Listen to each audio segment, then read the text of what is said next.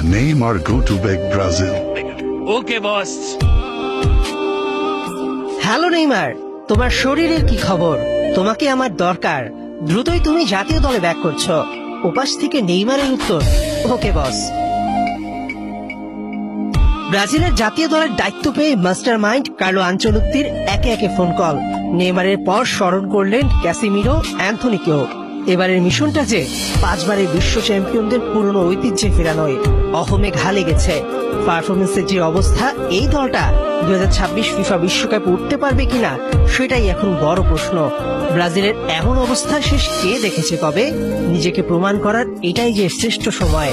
বসে মেজে মরা দলকে কার্লো আনচেলত্তি জীবিত করেছেন যে বহুবার।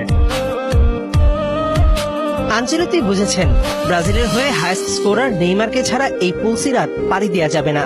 কেননা নেইমার ফর্মে থাকলে যে ভেঙে চুরে করে দিতে পারেন সব এক। পুরনো চাল ভাতে বাড়ে, স্বর্ণ চেনেন জহুরি।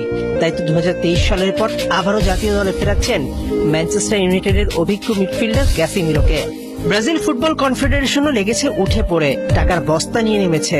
এই হাই প্রোফাইল কোচকে এখন কাজে লাগাতে না পারলে তো কখন? সাম্প্রতিক সময়ে ব্রাজিলের কোচের মিউজিক্যাল চেয়ারে বসেছে অনেকেই, কিন্তু কেউই এক সুতে পুরো দলকে গাঁথতে পারেননি।